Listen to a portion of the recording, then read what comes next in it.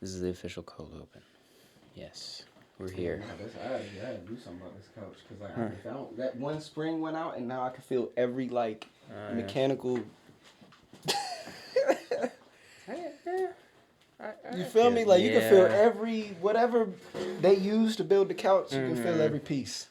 It feels like somebody like took a saddle from like a horse and just like shoved it under Yeah, the like they just cushion. Like somebody it's put very anything. like rigid, but I it's. wonder I if found the spot. you found a spot. I feel like that's what you got to do is find a spot. I'm so upset. It's like this couch slowly but quickly like deteriorated. You know, it is what it is. It is what it is. Cheap furniture, you get what you pay for. And that's the cold open. We're here with iLL. How's it going? Word, that's how we going. I love it.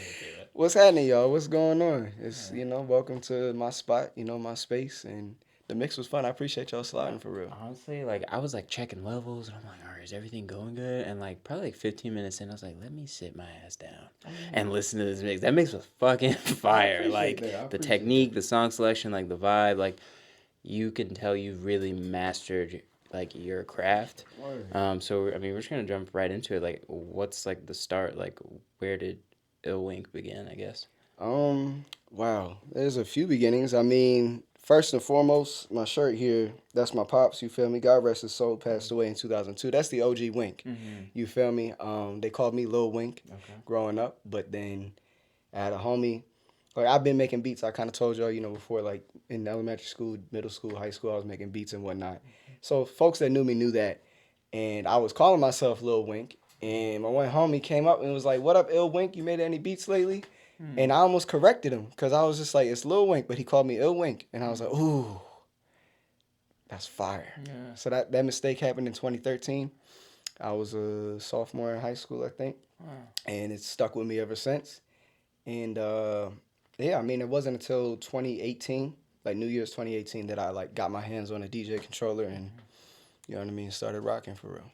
For sure. Are you originally from the city of Atlanta? I'm from York, Pennsylvania. York County, PA, specifically Redline. I grew up in Redline. If anybody knows about Redline, it is a small town nestled in cornfields, just a little north of Amish country, just slightly southeast of York City, a little bit west of the Susquehanna River, 40 minutes above Baltimore. Nice. Those are military grade instructions. Yeah, dude. I'm real good with geography. I don't know what it is. I be knowing shit. Like, I know where things are in my proximity, For sure. Don't let him get on the drone. We got him. Precise. So what's your ethnic background? I was actually... Wow. That's a great question because a lot of people assume I'm not Puerto Rican. Damn. Right, not at all. My father, you know what I mean, he's African American, but he was also light skinned. Okay. And I don't know his father. I never seen it. I don't know what he looked like. My grandma doesn't have pictures of him, so I don't know what that man was. And if you're African American, you kind of don't really know what you're all made of just because you know how that goes. Yeah. And then my mother, she is Mexican and Argentinian. My grandfather came from Argentina back in the 60s, and my grandmother is first generation Mexican American, so her parents immigrated and she was born here. So, South American and, shit like that. Yeah. Oh, that's dope. So I guess like what can you describe like your transition from Pennsylvania to Atlanta? Yeah, it was basically a move out of like slight desperation and just during the pandemic again, like coming from PA up north, it was shut down pretty much a lot worse than Atlanta was. I heard Atlanta stayed open and I've been sitting in the crib for a few months and the idea came up in about like May. And I got down here in June and looked for apartments. And by July, I moved in, July 2020. And did not really have a network. I just kind of like took my savings and I was like, let's just, you know what I mean, see what happens here. Because, yeah, shit was still pretty much shut down for the most part. It was slowly opening back up, but like nowhere near at the rate. Like when I came down here and like I was looking for apartments, like I also was like I pulled up to Edgewood. Like I remember being at Cafe Circa. It's like one of the first places I went to. You know what I mean? And I was outside having drinks with people. That wasn't happening where I came from at the time. So, like, but yeah, came here and before that, like, I had been making my living, like, selling vintage clothes, DJing, doing studio sessions, beats, selling beats, mixing music and stuff like that. So I just came down here with all of my stuff and just tried to continue that same path. Wasn't always easy, but there was markets I tapped into, the different vintage markets and was selling clothes that way, pulling up to little 5 points illegally and just selling clothes until the cops would tell me to leave, and yeah, just networking and trying to catch gigs. Did an internship at Loud House Studios, which kind of got my foot in the door, engineering and stuff. Like took me a few months to graduate from intern to like an engineer, paid engineer. So kind of built a little network of artists that some of them I actually still work with to this day. Because I got out of Loud House a minute ago, but you know, just yeah. Atlanta. I'm grateful for this place, really, for the fact that I came down here and like I didn't start door dashing or getting a job or anything. My bills have been paid. Hasn't always been easy, but like I came down here and just did what I do, put my energy out there and hustled, and it returned to me. For sure. I think that's a really kind of touchy subject, and it's also a really like near impossible feat for a lot of people is to like really have the discipline and hunker down to make a living off what you love. Can you describe, I guess, like maybe a little advice or just kind of navigation into how somebody can pull that off? Like, what does it take? I mean, one thing I won't discredit. Again, this is why like I'm always grateful and like really do dedicate myself 1,000%. Like when my father passed away, I was able to get through college with like the life insurance like account and whatever. Like, and that's another thing. I'm type mad that like I actually spent that money on school. Like, if somebody had told me in 2015 with all the money that I like got when I turned 18 to like just put that money into Bitcoin, it'd be over, bro. Yeah. But either way, I paid for a car in college. So with that being said, I bought a car outright. All I do is pay for like the insurance. And I can say that that's helped tremendously. Like if I've had a car note on top of just like trying to like survive, it would not be like nearly as possible. You know what I mean? So I'll say that like I did have a leg up and an advantage there. Like, thank you, pops, you feel me? All the way up there. Like, that's a blessing. That allowed me some breathing space and mobility, literally, to like get around and do my thing. Sure. But besides that, really, yeah, dog. Like it's some months I'm up, some months I'm not. I keep a budget. I have a certain like line that I have on my account. If like I'm depositing money and like I'm over that line, that money gets put to savings, and like I live with, whatever that line is. That's my budget for life. Like, you know what I mean? Like it's I don't tap into my savings unless I need to or like pay a bill or whatever. But like, let's say that budget is literally like $500 a week. Like it's $500. Like, you feel me? And I don't, you know what I mean, move much past that unless, I'm like, all right, let me treat myself or whatever. But there's going to be ups and downs. So it's just a matter of being able to adjust, like, the lifestyle. And, like, if I'm not going out and having fun or, like, doing certain shit or, like, I got to eat once a day, you know what I mean? Like, or just, like, cut back on, like, meals. Like, these are sacrifices that I can make because, I'm by myself. Yeah. I don't have anybody relying on me. So it's just like, fuck it. If, you know what I mean? I'm eating one meal a day for like a few weeks just to like save money. So that way I can keep putting my time and energy solely into what I want to do. It is what it is. Wow. Yeah, thank you for being honest. Oh my God, what a breath of fresh air in this city. Yeah, bro, my fridge is empty right now. Like, go ahead and look at we can do like MTV Cribs and like y'all can look at my fridge. I don't have shit. I have a whole apartment. It's nice. I got a studio. You know what I mean? Like, I can afford to go get food and whatnot, but like, fuck these groceries, man. Dude, that's crazy because it's like you, especially in like the DJ and like, music community, that's like you see people out on like a Tuesday at 1. It's like, what do you do? What is going on? Like, you don't know what any... don't work here. I've learned that a lot of people don't have regular jobs or like responsibilities or something. Yeah, it's something going on. I don't know what it is. So I'm glad that you're honest. You're like, yo, this takes real work and dedication. The rest of you ambiguous fuckers who are just pulling up at a McLaren. Right. And like eating at the most fine dining establishments. It's like a lot of these people are running up credit card debt and other stupid shit. I don't have a credit card, actually. My credit is fine because all my bills are paid on time. Like, I'm never late on bills. You feel me? Like, and if I can't afford it, I'm just not going to buy it. Like, that's just kind of how it is. I don't know. Yeah. Wow. So I guess just to touch back on, I guess, like where you came from, what is real rap and the ill hour? Oh wow, I'm glad you were reading those details. That's fire. I had a radio show, a college radio show. East Stroudsburg University is where I graduated, and my senior year, I don't know why I waited so long to like do it, but it's like my senior year is like the only year where I really like was DJing full time. And I was like, it just makes sense. I'm like, if I want to be a DJ on campus, do campus events, do the parties, do things like the clubs and the bars that are local, I'm like, I might as well get a campus radio show because it's free. Like all, I'm paying for this tuition. Like, let me utilize all the resources. So I had two radio shows. One was the ill hour, which was just an hour mix show. I just did what I wanted to do. And real rap, which I low key need to bring that back since like I do have the equipment and like my own platform. But I used to pick an album every week and I would just dissect it from a DJ and producer's perspective, like track by track. We play each track, and I'll give some commentary during and after the tracks. Like I'll do some research and talk about the producer, whatever samples were used, etc. And just kind of go into detail on my perspective and a music maker's perspective on the music. That was a fire show. Like I covered I remember I did like Illmatic and Drake's. I think I did Take Care. I had to look at it. I did all types of albums. Like just had to find the clean versions for the radio. Right.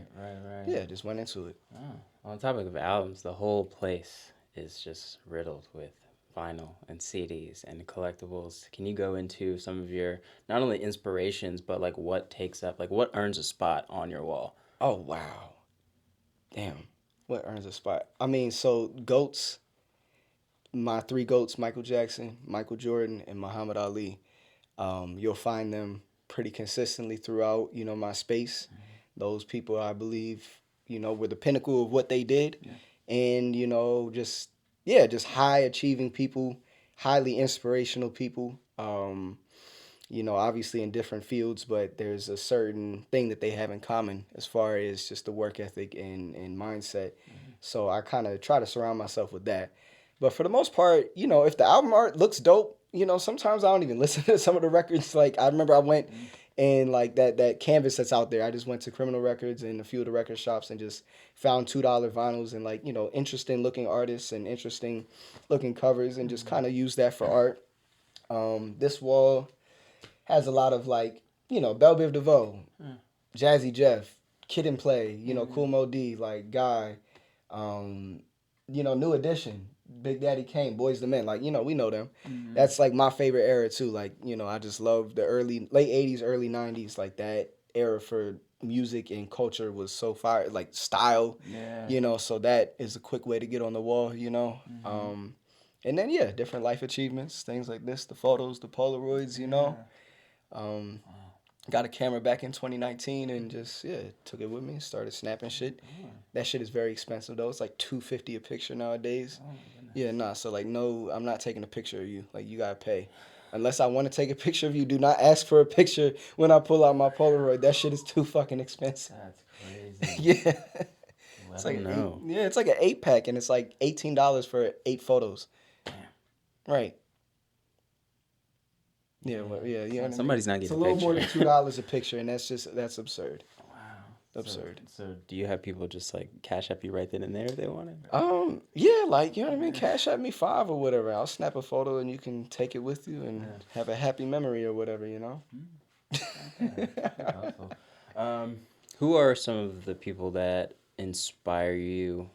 Just kind of here in the city, and it doesn't have to necessarily be just people, but like also like collectives or organizations or venues or just people that you tapped in with while you've been here that have really like helped. Yeah, I mean, well, I'll shout out, DC and Unruly over at the mashup sessions. I just remember that's actually why I started like No Requests.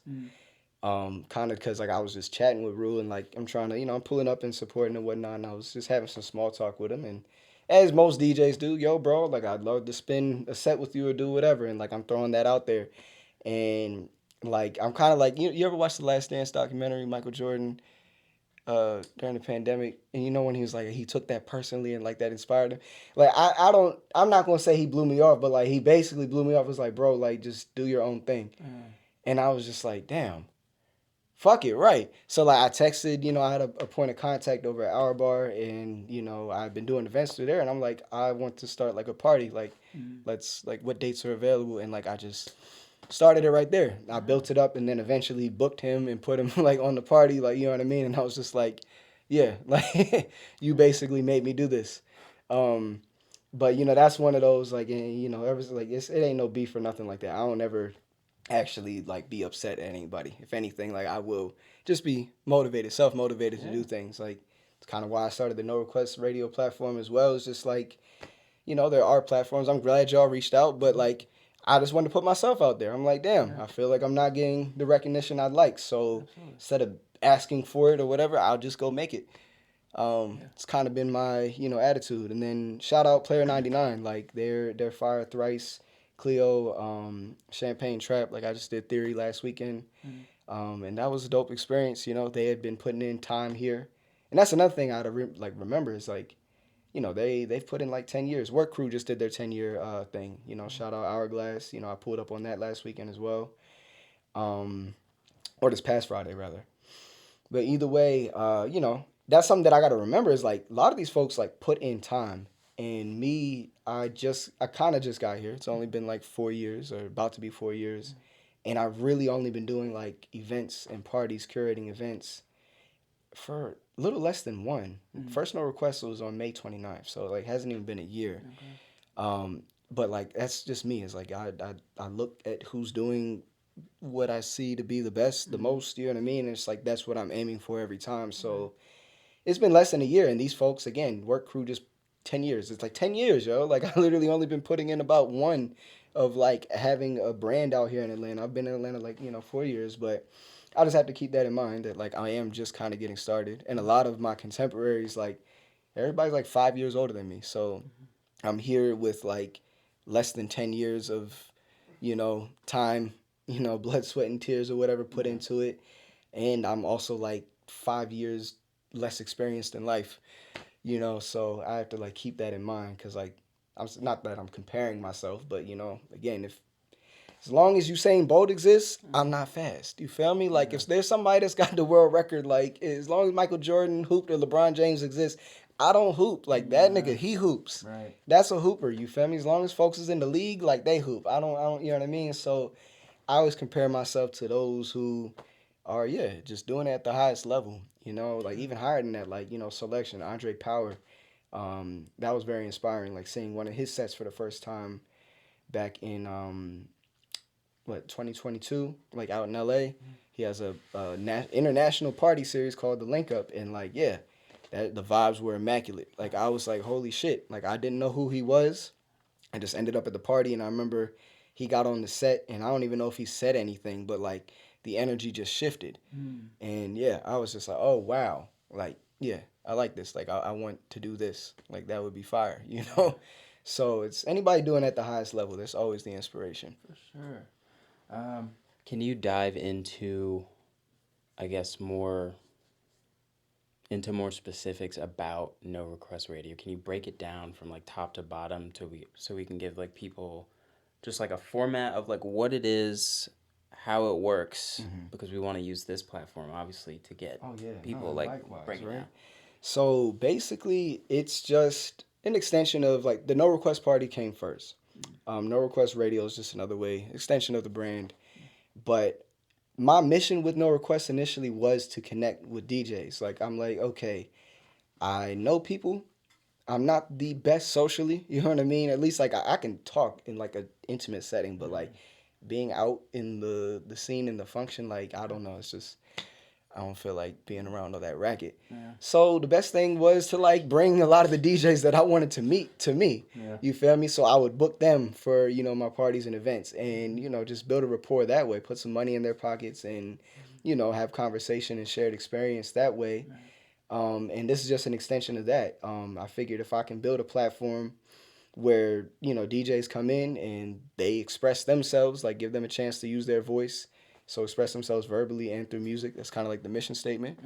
Is allowing DJs to express themselves verbally and through their music. So I was just like, I had this space and, like the studio's dope. Like just the space is dope. And I'm like, I have everything but a camera. So I went and got a camera, and I was like, I had the microphones and stuff, and I'm like, okay, so let's just hit people up and see if they're willing to come through and be a part of what's going on. And everybody's been gracious. Everybody's pulled up. You know what I mean? Came and did their mix, and we talked and just kind of discussed origins. And yeah, so I went crazy and like recorded like, if you count all the pictures on the wall, I think I got like 22 episodes recorded. Nice. I just released episode 12, so I still have like 10 episodes backlogged. You know what I mean? So, and I'm dropping this weekly. My hard drive got full, so that's why I kind of like stopped. I'm like, okay, I don't need to shoot anymore. Like, I'll just wait until I offload some of this content in a few weeks and then get some more in. But yeah, everybody's been cool. Everybody's been gracious. Just coming in, we're having just real conversations. Like, I don't write down questions. Like, the main question is just, how did you get started? And from there, we just flow in a conversation, just DJ to DJ. And yeah, it's been dope. Had a lot of dope conversations. And then the SoundCloud, you know, itself is going up. Like, people are tuning in. It's been 10, 12 weeks. We've had, so far, episode 9 or 10 hit 1,000 listens on SoundCloud. So that's cool. You know what I mean? Because it's a relatively like fresh platform, but the consistency of like a weekly drop is helping. So now people are tuning in. My SoundCloud is building up. So yeah, anybody who hops on, you know, in the future as we continue, as the platform builds, it should only benefit them, get them some more listens, some more, you know, eyes or ears rather. Is it like submission based, or do you do most of the outreach, or how does it work? Yeah, that's true. I do a lot of the outreach. You know what I mean? Sometimes, like, you know, it's like I'm open to interviewing really anybody. You know, as long as time, you know, and whatnot schedules permit. So you know, I do a lot of the outreach, and some folks would be like, "Yo, like, how can I get on?" I'm like, "Oh shit, you know what are you doing like in a couple days?" You know, you know what I mean. So it's just kind of a time and space thing. But yeah, I do most of the outreach, and it's really, I do a lot of shit just kind of like organically. It's like I don't have no like submission form or anything like that. It's I could like go all out, but I like the rawness of it. It's a very uncut type of interview. You know what I mean? Slip ups, mistakes. I keep all those things in there. Again, like I tell them like, don't plan your set. Don't think about it too much. Like, this is for you to express yourself. So like, come and do what first comes to mind. Like, that's what I want from you, is like, you know, what I want you. Whatever comes to your mind first is you. You know what I mean? For the most part. So yeah, that's just kind of the mission with it. And yeah, 22 DJs behind us, and it's like still a lot of them. Still a lot, like homies that I even like haven't gotten to this couch yet. But that's what I say for every episode. Everybody is going to be on this couch, and yeah, we're going to chat and yeah, just, you know what I mean. Make shit happen. I fuck with it. Tap in.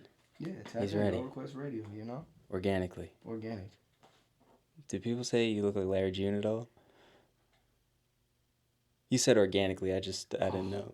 Not at all. I've never heard that. I get Drake all the time. Okay, Drake, yeah. Or any other light-skinned person with a beard for the most part. Like Fred Van Vliet, that pisses me off because it's just like kind of not real. I get it, but like, and like Drake, I get it too. I look better than Drake, but it is what it is.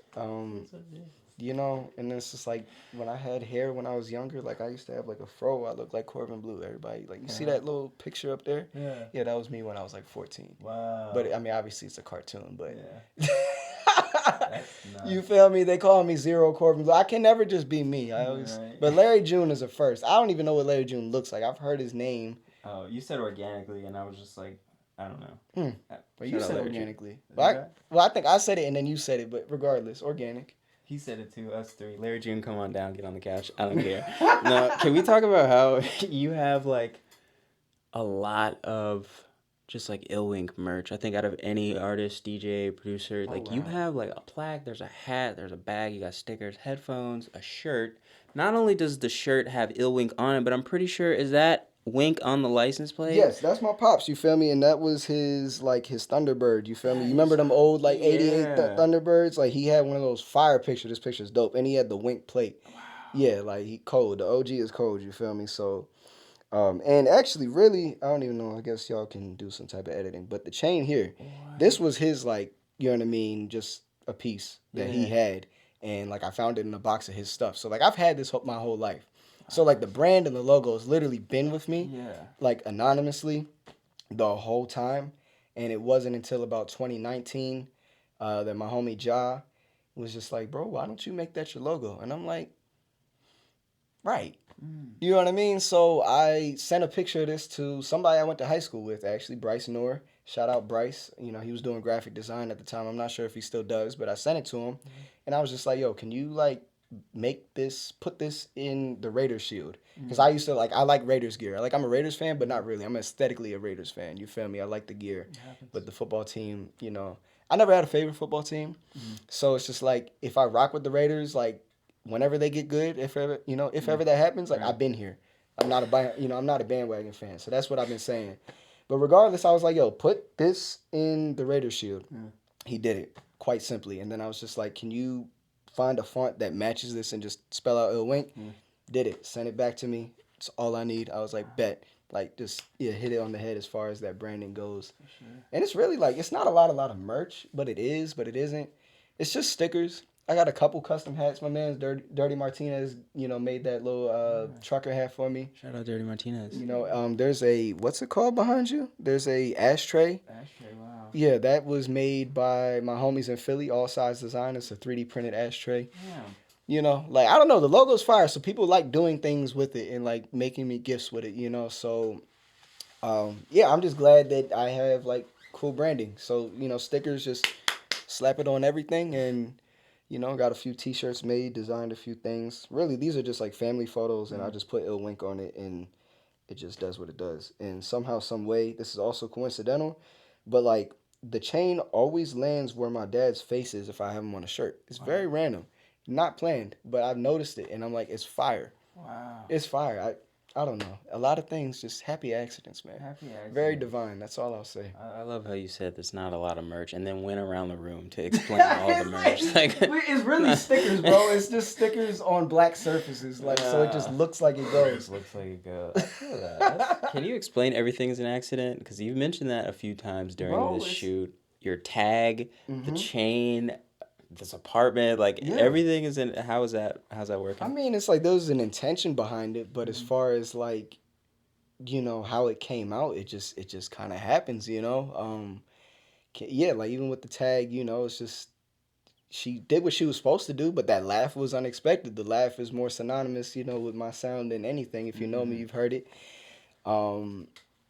It's like, I don't know. I try not to think too hard about things. Things just kind of seem to flow. There's been a lot of alignment, and I'll follow the alignment, if it happens. For sure. How have you been handling, I guess, like the ups and downs, both personally and in your music career? Man, just keeping going, because like, it's really never easy. And like right now, I'm also in like a space, like I had this real crazy creative spurt, and those things happen. Yeah. It's like, I'm not always like creative to where like I'm just cooking up edits or beats or things like that in my spare time, but when it comes, I make sure that I sit down and I plant myself and I let it flow, because it doesn't always happen, so I'm thankful for DJing, because it allows me to stay sharp, and I'm booked consistently enough. It's like I don't go more than, I don't even know if when's the last time I've gone 7 days without DJing? I don't know. You know what I mean? 7 days without a booking, that doesn't happen too often. In my mind, I'm still not booked enough. You know what I mean? I feel like I'm grossly underbooked. Yeah. But at the same time too, it's like I'm booked enough. Like, I'm booked enough to pay my bills. Yeah. I make the ends meet or whatever. But again, I'm always thinking and reaching for higher, the highest, the most. But those ups and downs, man, they come, and it's just a matter of knowing that, like, you just have to persevere through it. For the most part, is, because like I said, right now it's like I had that creative output, and I made that little like compilation album of like tapes, and it's like, what do I do with that? I want to put this out there, and it's just like, I don't necessarily have a marketing budget. I know a lot of DJs, so right now I'm just sending it to DJs and hoping that it gets an organic flow of traffic. But making and releasing music in this day and age is so strange. I'm glad that I have crowds to play for, to like break my own music. Yeah. But like the streaming era and shit like that has really, the music market is very, very, very, very, very oversaturated, so it's like, it's a tough field to like break into nowadays, Sure. It's like some folks go viral, but it's usually because they're doing some like outlandish shit. Yeah. Sensationalism that's what'll So I guess, yeah. It does. Aside from the oversaturation, how do you feel about the state of music in terms of like the quality or? Oh, I got a lot to say about that. And it's funny because like I'm a product basically of the times. Yeah. It's like I started recording people in engineering, like I had a little HP laptop, a shitty HP laptop. I paid my homie $150 for it, and cracked plugins and cracked VSTs and software DAWs, and I bought a $200 Focusrite microphone and interface setup, and like I'm able to record people, and like I can learn the plugins and like actually make a pretty quality recording like out of any room because it all fits in my backpack. And there's a lot of people doing it that way.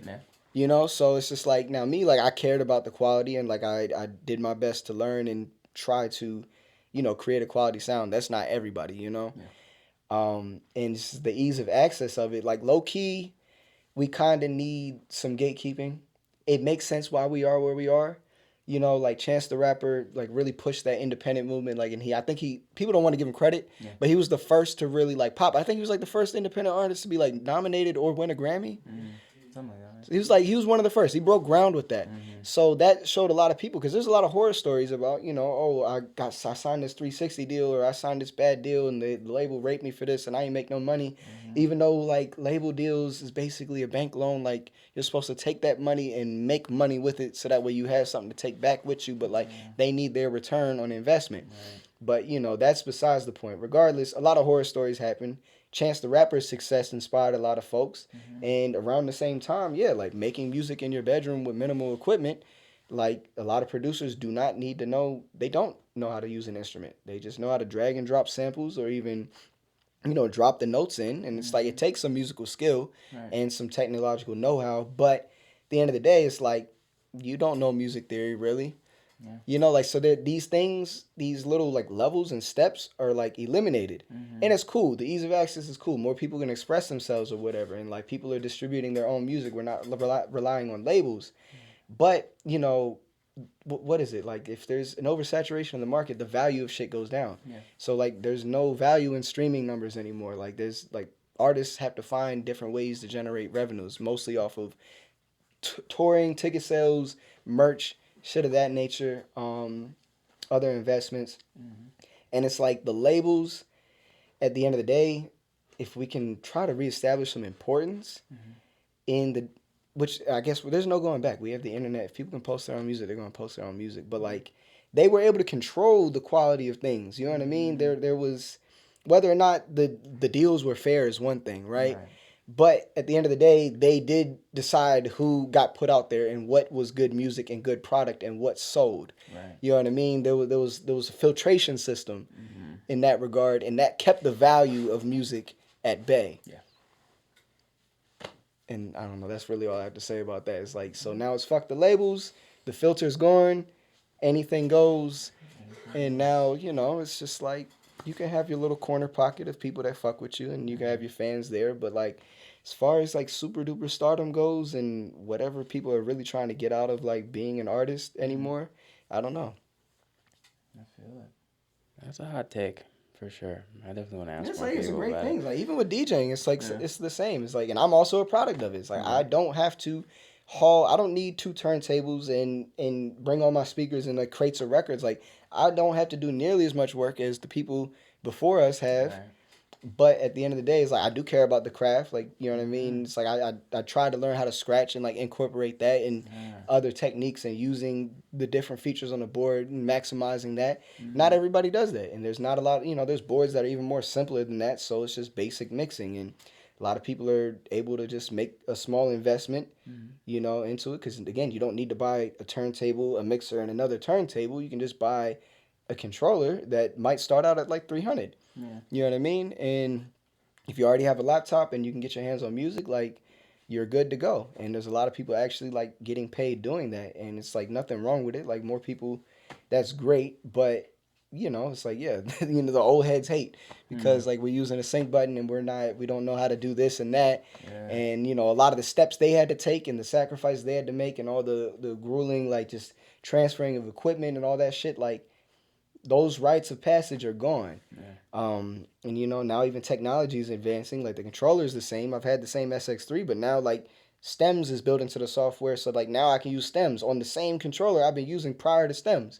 You know what I mean? And that's an advantage now. And like there's people making mashups and shit like that. And that's great because stems allows people to like flex creativity in different ways. Right. But you know, it's like now you don't have to dig and look for a studio quality acapella anymore, or go to a stem generator online and like make your own stems. And Right.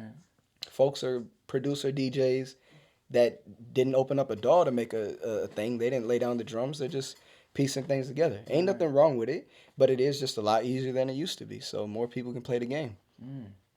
Interesting. It is what it is. How are you, I guess, like staying relevant, staying on top of that? Because I mean, obviously, like it's not gonna get any quote unquote better. So how do you navigate it? So the Sonic Gallery is something that I did for my birthday, and I intend to do this more.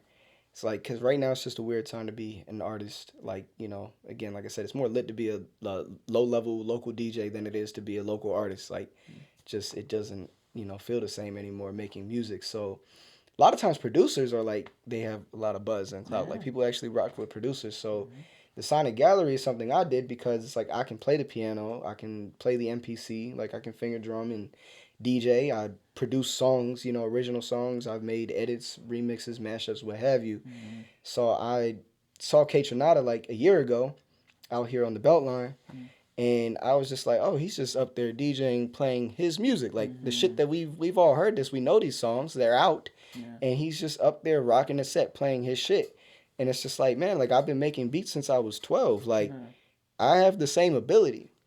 You know what I mean? Now, whether or not, you know, people like my music as much as him or whatever, that's, you know, subjective or objective, whatever the word is. But I still have that ability, per se. So I was like, you know what, I'm going to take my studio outside. And I rented a gallery space. And it's just like, it's an art gallery, but you listen. So it's a sonic gallery. So like I just played my music, my edits, remixes, songs, beats, mashups, whatever, music that I've touched, everything that I've touched for 3 hours straight. And like I didn't even get through like a third of my music, and I was just like, oh wow, like this was fire. Like I played the piano, I took a break and like played the keys. Music filled the room. It was all me the entire time. Just creating a unique listening experience and like utilizing all of my skills and talents. And this is something that I want to curate events around other producers, because like I'm not the only one that could probably do that. You know what I mean? So like obviously I didn't touch all of my music, so I'm like I could actually come back and do another one with a completely different like listening experience, and I intend to do that. But I also, you know, I've talked to a few like Beats by Jay Black. I want to produce one with him. Like he's fire on the MPC, probably one of the best in the world, and he's right here in Atlanta. So like I want to, you know, try to get him in a gallery space, real simple. Like I really just took the studio here, took it outside in the middle of an empty room, and that's all there was, and just played music, and like people showed up.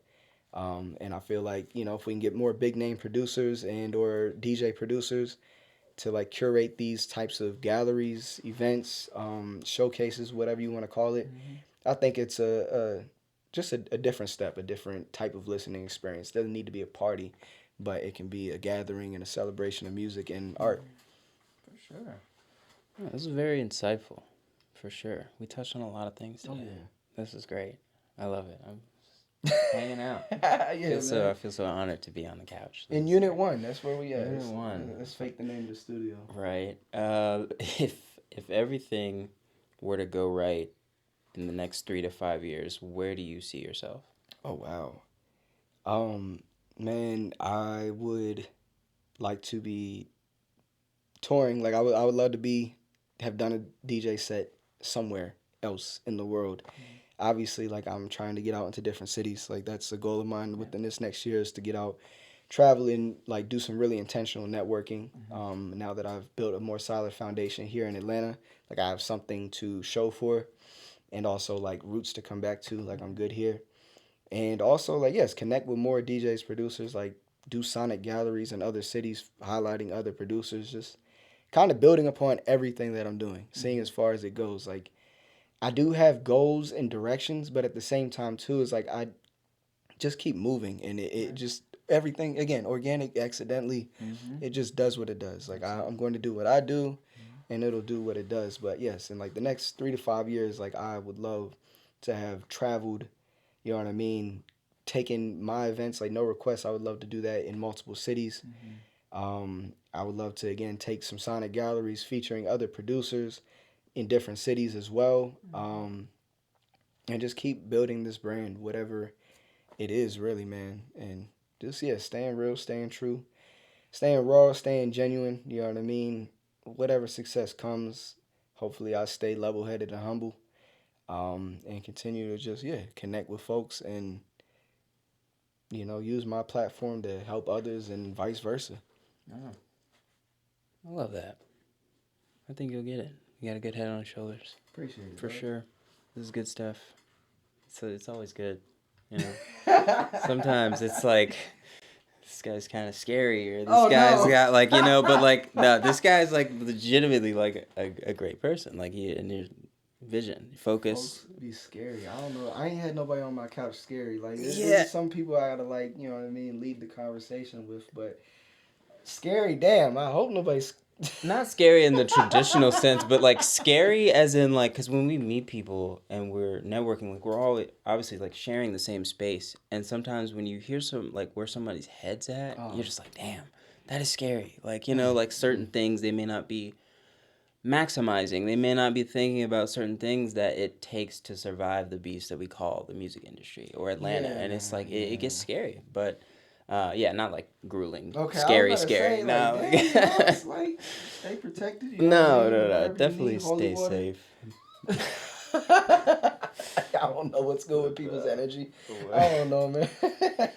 No, but we definitely appreciate it. We're gonna get you to sign this giant key really quick, and while you sign it, we're gonna do one last round of shout outs. Doesn't have to necessarily be industry related, just anybody and everybody that's influenced you, as well as your favorite food spots and stuff like that. Okay, shout out, well, my mom, you know what I mean, for bearing me, bringing me into the world, making sure I survived up until the point that I left the house, and basically buying me wings, because, like I said, she just asked, do you want a DJ controller for Christmas? Like, 10 years after I really wanted one, you know, when I was a kid, but the timing probably couldn't have been better, you know? There's no better time than, you know, the time it was. So she did that and probably did not expect that to, like, become my life, but it did. So, you know, shout out mom for that. Shout out the Before the World Ends Collective, my homies from PA, Adachi Media. Reed, just you seen him come through. AJ Goddard, you know what I mean? Men with plans, cameras, help me look good, you feel me? We elevate each other however we can.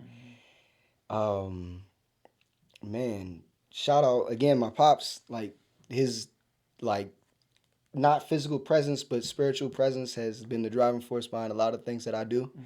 You know, so it's just him kind of always being here has always kept me on my toes in the sense of, you know, it's like I'll never get actual words of validation from him, but as long as I do my best, you know, what other validation do I need? I have no reason not to be proud of me, you know, so I'll keep that right here on me. And yeah, just shout out anybody who believes and supports, you feel me? I know a lot of people, and I'm very much like in a tunnel vision mode, so it's just like I might not notice what all is going on around me or what impact I'm really having, but I get very positive reactions and words from people, so I must be doing something right. Let me sign this key, man. And I don't know about food spots. Low key, I don't like the food out here in Atlanta. It was a lot better up north. I'm not gonna lie. Oh shit. Yeah. Clip that. That's the interview right there. That's not, the whole 30 minutes. Scrap it. We're gonna make you the enemy right here, right now. What do you mean by that? What do I mean, bro? It's just like obviously like pizza's not everything, right? But bro, it's really hard to find good pizza here, and it's like it's such a simple food. And like up north, like any given pizza spot is like going to be like passable good pizza. Yeah. Okay. And like this is the ultimate sin, but it's just like the wings are just wings, bro. And a lot of times they be like too small. Like I really be questioning the quality of chicken that like is here because chicken is served in so many different places and in so many different ways. Where's the supply chain? Like, who's really getting, like, A-grade chicken? Really think about that, yo. Really think about that, dog. Because you pull up to, like, American Deli and they wings be this fucking big. And it's like, that chicken wasn't ready. You feel me? And, like, we just slaughtering chickens and just eating chickens. And, like, chicken is great. I love chicken. I eat it every day. But fuck, man. The wings really just be wings. You just frying them bitches, and the sauce and the seasonings is the difference.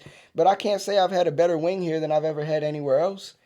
You know, like it's good though. I'm still alive. I'm eating the food. You won't be after people hear this. You're gonna have a mob at your door. And you are gonna cause a riot. Oh my gosh. Whoa. Oh my gosh. It's oh no, hold on.